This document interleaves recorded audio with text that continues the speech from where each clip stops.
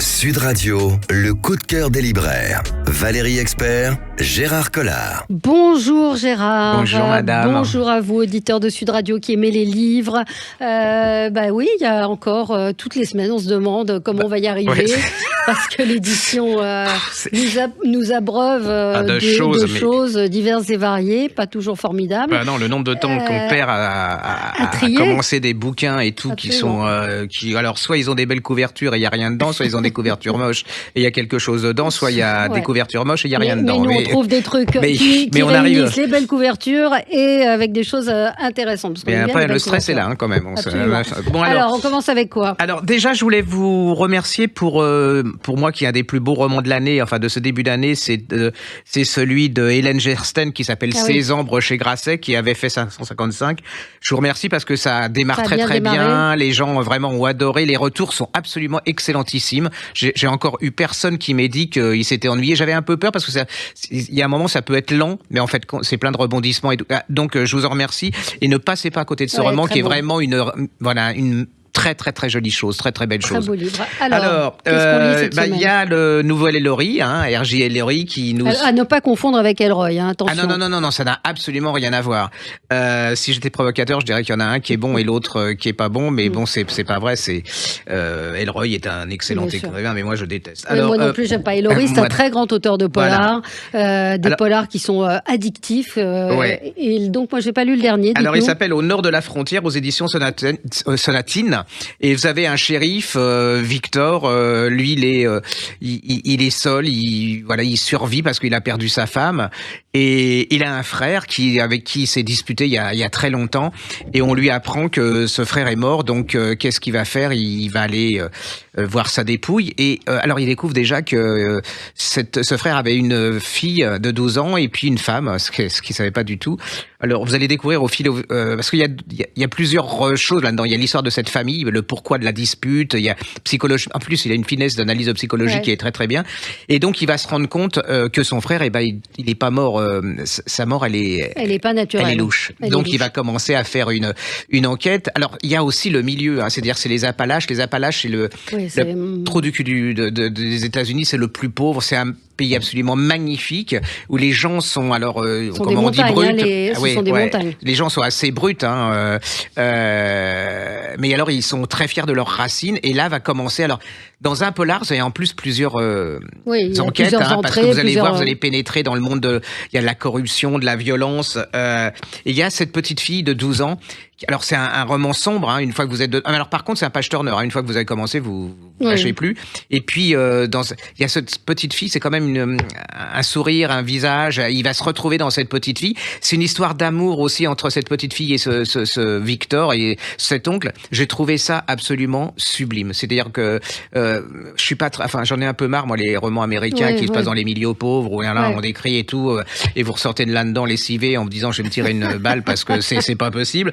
Et donc en plus, là-dessus se greffe une autre histoire, c'est qu'il s'aperçoit qu'il y a une série de meurtres de femmes qui est inexpliquée.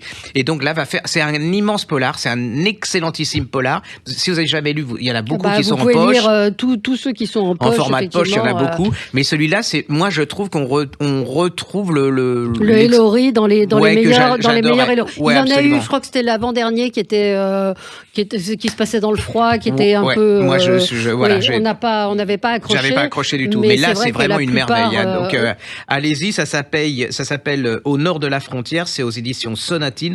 C'est de Ellory et c'est une pure merveille. Très bien. Alors moi, c'est un livre assez étonnant pour quelqu'un de cartésien irrationnel comme moi. C'est Flic guérisseur, Robert Martin. J'étais intriguée par ce livre. Tout ce qui est écrit dans ce livre est vrai. Et c'est un flic, un grand flic qui a participé à de nombreuses interventions, qui a été très proche du directeur général de la police. Et il se trouve que cet homme, il est guérisseur, il est magnétiseur. Et donc, il vous raconte sa vie, c'est-à-dire qu'il n'avait rien pour être flic. Il est né d'un père inconnu. Il y a une histoire de famille très compliquée. Il raconte comment il arrive, comment il devient flic, et puis sa première enquête où c'est une interpellation dans la rue et il tire sur une mobilette, enfin un scooter qui s'en va. Et là, on lui dit mais pourquoi t'as fait ça ? On tire jamais dans la rue. Et il dit parce que je le sentais. Et il raconte ses intuitions, il raconte comment il a soigné des gens. Et après, on y croit, on n'y croit pas. Peut-être qu'il y a la force de l'autoconviction. Mais je trouve assez fascinante, moi, ces histoires où il raconte sa grand-mère qui elle-même avait ce don et qui lui a transmis à lui et non pas à sa mère. Et c'est à la fois, c'est un homme incroyablement humain. Moi, j'ai beaucoup d'admiration pour ces grands flics qui racontent un certain nombre il a été à la BRB, à la BRI, à la section anticriminelle. Donc c'est une vie, l'affaire Guy Georges, l'attentat de Port-Royal, l'affaire Mera. Il a été au cœur de toutes ces enquêtes et à la fois avec ce don où il a soigné des flics. Mais moi, il y a des choses troublantes. C'est-à-dire que je pense que la science, elle comprend pas encore pourquoi ça se passe. Mais moi, j'ai une expérience comme ça d'une dame qui avait eu une blessure et qui est soignée par, je sais pas comment ça s'appelle, par le feu. C'est-à-dire qu'ils mettent. C'est ça, c'est des coupeurs de feu. Oui, c'est ça. Et ils mettent. Il met juste ses mains au-dessus. C'est assez troublant. C'est assez troublant. Et d'un point de vue rationnel, vous dites c'est pas possible, et ça marche. Alors pas sur tout le monde, c'est ce que, mais non, c'est assez troublant. C'est troublant, mais à la fois c'est l'histoire d'une vie, c'est l'histoire d'un grand flic, et puis l'histoire d'un guérisseur. Donc il s'appelle Robert Martin. Il y a toute une histoire autour de son nom avec des choses, des coïncidences. Je vous raconte juste ça. Il va à Arcachon et il va dans le cimetière. Il est amené vers le cimetière où il y a un Robert Martin qui lui-même était guérisseur. Il y a toute une histoire autour de ça. C'est passionnant. Flic guérisseur, Robert Martin. Et c'est aux éditions Mama Éditions. Alors, vous saviez, il y a quelques années, on avait adoré un livre qui s'appelait Les Gosses, qui était l'histoire de cette dame qui racontait ses ados, que c'était impossible, quoi. Ouais. Et là vient de reparaître, j'ai adoré ce bouquin de Nadia. Reparaître ou paraître? Non, paraître. Non, c'est un nouveau. Oui, et là, ça s'appelle La Gosse, c'est chez Grasset, elle s'appelle Nadia Daham, D-A-A-M. Oui, je l'ai. Oui, vous l'avez. Je l'ai. Et c'est les mêmes, et une génération plus tard. Et c'est cette mère qui adore ses enfants, cette jeune femme qui est adolescente et tout. Et là, vous allez... C'est bouleversant, à éclater de rire, c'est plein d'humour, c'est plein de recul. Elle appelle ça, j'adore, elle appelle ça le petit guide de survie à destination des mères, un peu foutraque, à l'armure d'acier et au cœur guimauve.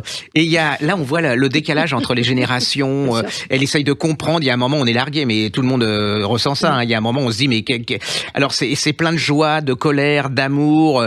On s'y retrouve. Ouais, parce que c'est aussi ce passage où on se rend compte que les enfants ne sont plus des enfants petits, qu'ils ont leur vie et que ce sont des femmes et que elle est en train de devenir une femme, cette jeune fille, mais qu'on continue à la voir comme une enfant.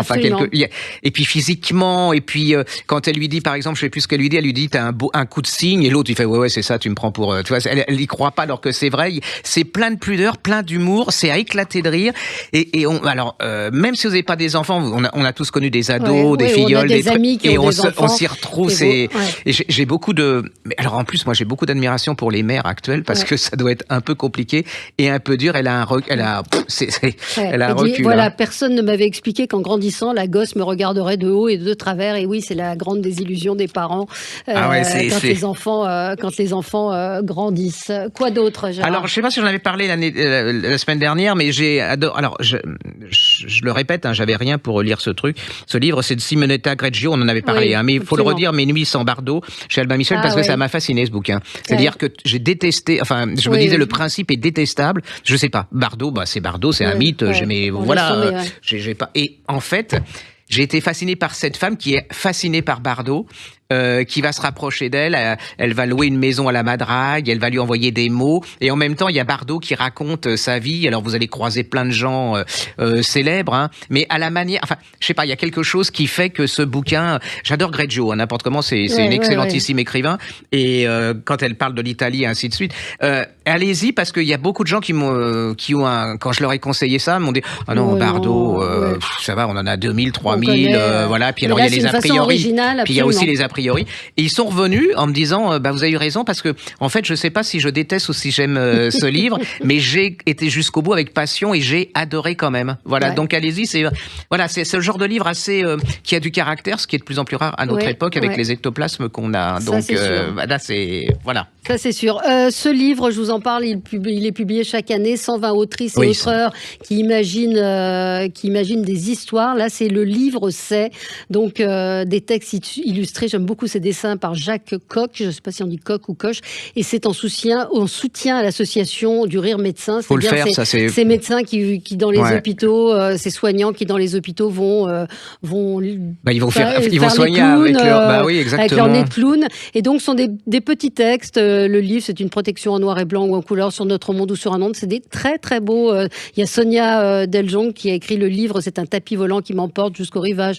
merveilleux du rêve où l'impossible se réalise. Non, mais c'est très joli. Enfin, c'est pas n'importe quoi parce que souvent, on peut donner un peu n'importe quoi pour les bonnes œuvres. Et là, c'est vraiment un très bel objet dans lequel il y a vraiment des choses drôles, tendres. Allez-y. Et puis, vous faites... moi, j'aimerais bien qu'il y ait des clowns comme ça dans l'actualité avec tout ce qui se passe, qui nous fasse un peu rire. Regardez la phrase de Michel Bussy, le livre, c'est un coffre secret dont chaque lecteur possède une clé. Il y a Nathalie Bianco, il y a Olivier Ball, et les dessins sont absolument magnifiques. Donc, c'est chez Fleuve Édition. Le livre, c'est par 120 autrices et auteurs, des petits textes assez poétiques. Et les gens jouent bien le jeu. C'est-à-dire que ça marche très très bien. Nous, on l'a mis à la caisse dans les rayons en le conseillant. C'est un super petit cadeau oui, absolument. À offrir, et puis en plus, il est joli.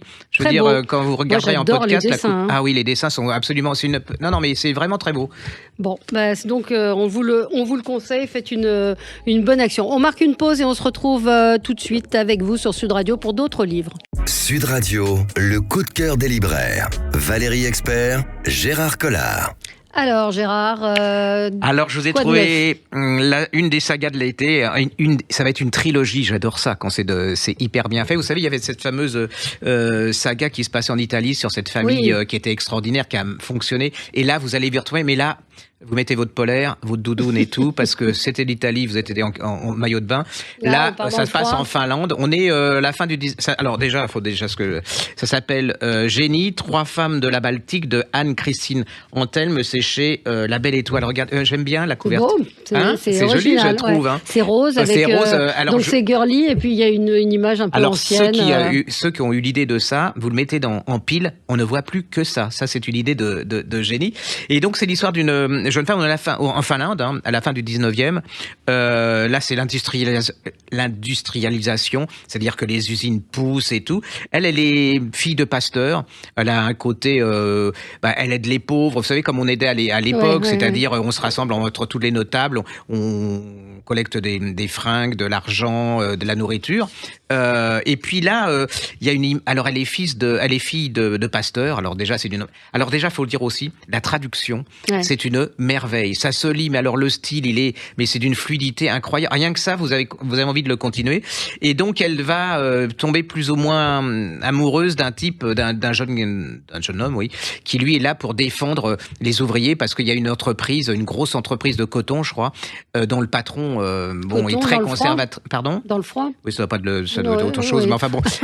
Et donc, elle va s'opposer à cet homme qui est plutôt jeune, mais voilà. Et le père meurt, elle va avoir des choix à faire, mais il y a un problème, c'est que la vie, c'est pas facile comme ça. C'est-à-dire qu'elle va tomber elle va être attirée par ce patron qui est un peu différent des autres, et elle va être prise entre son besoin de justice pour défendre les gens, et puis cet attrait pour cet homme qui est très... voilà. Donc, allez-y, c'est une saga, c'est le premier tome. Moi, j'ai dévoré ça, mais alors ça se dévore.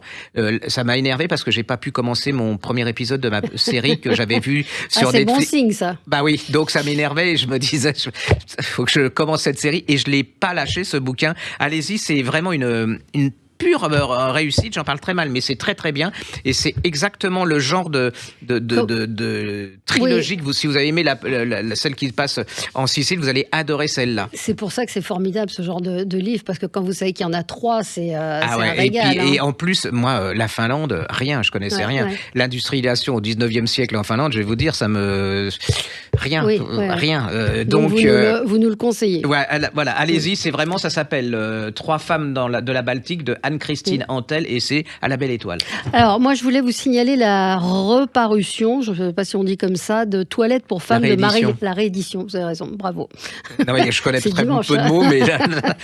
Toilette pour femmes, Marilyn French. Alors, ça a été un livre monumental, un livre événement dans l'histoire du féminisme. Ça s'est vendu à plus de 20 millions d'exemplaires. C'était dans la fin des années 70. C'était un texte coup de poing. C'était les nouvelles féministes, en fait, une forme de nouveau féminisme. Et Marilyn French, elle a raconté, en fait, à partir de sa propre expérience, elle divorce, elle se retrouve à l'université et elle se retrouve finalement indépendante. C'est vraiment une référence de la littérature féministe à redécouvrir et qui n'a pas vieilli tant que ça. C'est-à-dire que l'histoire, on la connaît, sauf qu'on voit que les comportements sont les mêmes, que les ressorts sont les mêmes. Et c'est un livre vraiment indispensable si vous vous intéressez à l'histoire des femmes et du féminisme. C'est un roman. Hein. C'est vraiment c'est une femme qui, dans les années 50, travaille. Elle doit interrompre ses études pour se consacrer, évidemment, à son foyer. Et puis, son mari, lui, il n'a pas de problème. Il continue ses études, etc. Et puis, son mari, on voit qu'il ne veut pas lui donner de l'argent. Enfin, c'est toute la dépendance des femmes à cette époque-là. Et puis, elle va signer son premier chèque et l'émancipation des femmes. C'est pas si loin de ça. Mais c'est pour vous dire, la comparaison était un peu énorme, un peu peut-être, mais quand j'étais jeune libraire et que ce bouquin est paru, c'est un peu eu l'impact de MeToo. C'est-à-dire que ça a été une déflagration par rapport aux hommes, par rapport au féminisme. Ça a été énorme. Alors, les gens se battaient. C'est-à-dire qu'il y avait les pour, les contre, que c'était un scandale. Allez-y, parce que je ne pensais pas que c'était c'est Robert Laffont qui vient de le rééditer. Et c'est pour le coup vraiment un livre à redécouvrir et à relire. Quoi d'autre? Sabil Goussoub, ça vient de paraître en poche, Beyrouth-sur-Seine. On parle beaucoup du Proche-Orient. Vous vous souvenez, on l'avait lu. J'adore. C'est comme vous dites, à la fois, ça parle de choses grave, mais avec légèreté. C'est-à-dire que c'est ces Libanais qui ont été obligés de s'exiler en France. Et donc, Sabil, il a 30 ans, il est né à Paris.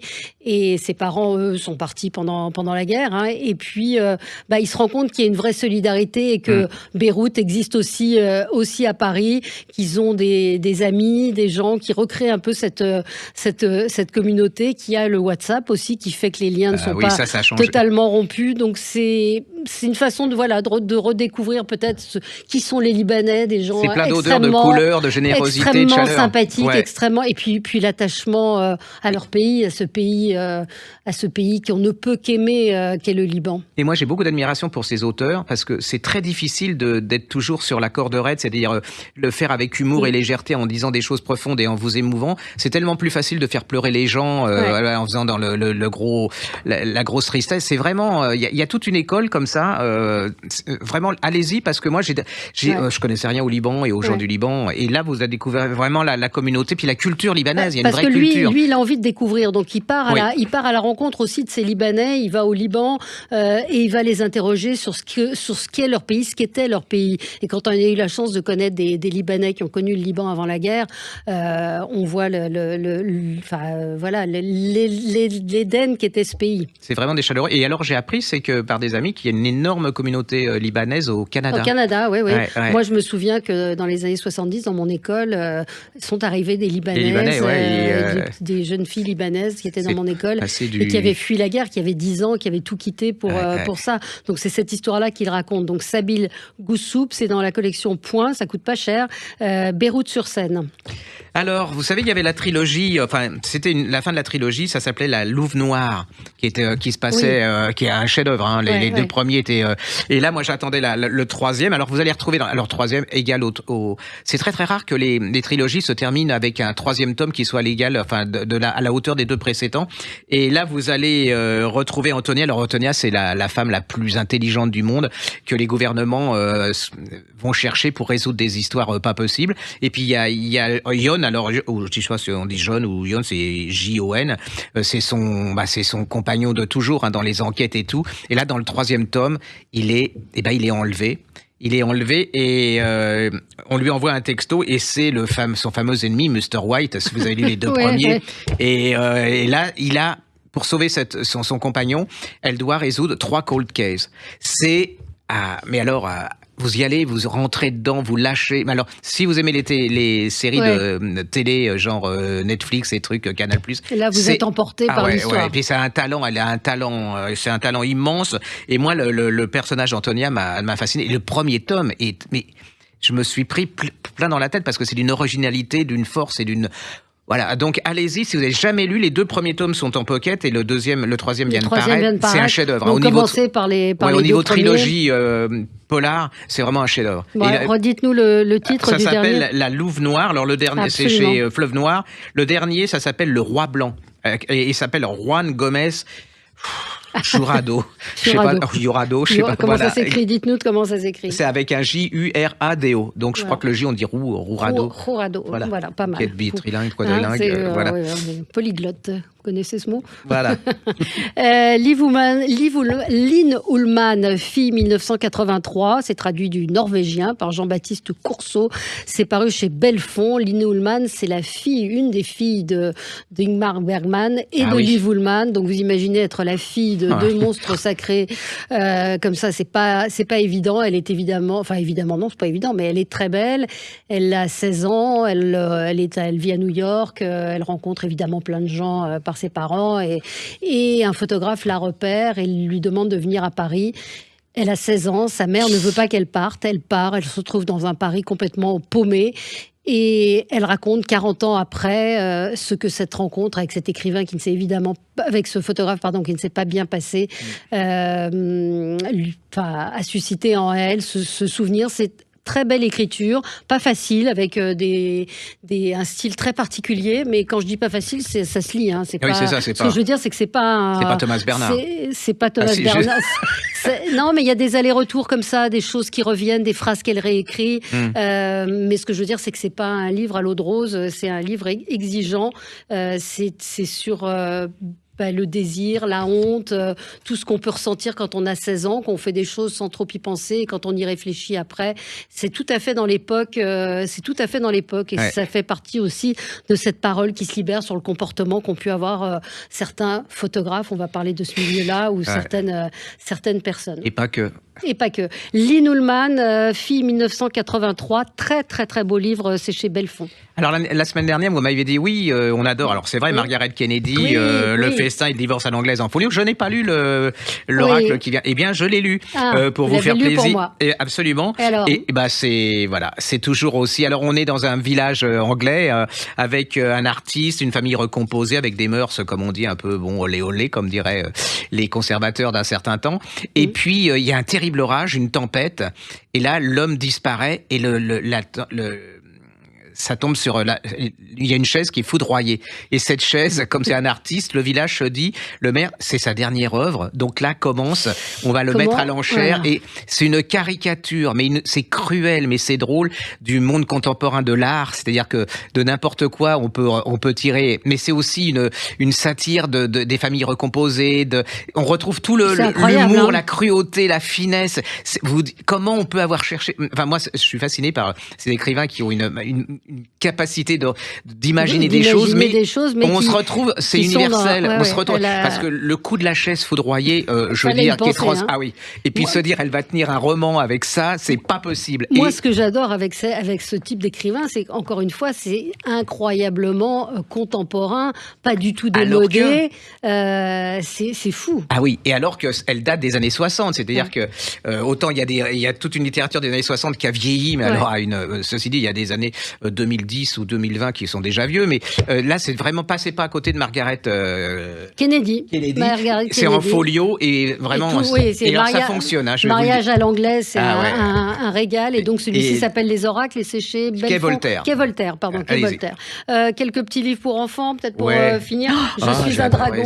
J'adore celui-là. Moi j'adore. Je crois que j'en reparlerai toutes les émissions. Vous en aviez parlé? Je crois, mais allez-y, c'est vraiment une merveille. C'est c'est un petit dragon qui arrive chez les grenouilles et qui fait c'est une grosse grenouille, et il dit mais je suis pas une grenouille, et les grenouilles disent mais si, t'es une grenouille, et il dit mais je suis un dragon, et elles lui répondent mais ça n'existe pas, puis elles sont trop mignonnes les grenouilles. J'adore. Et lui aussi il est trop, et le dessin il est vraiment magnifique, il va leur prouver qu'il a un dragon, elles vont avoir la trouille.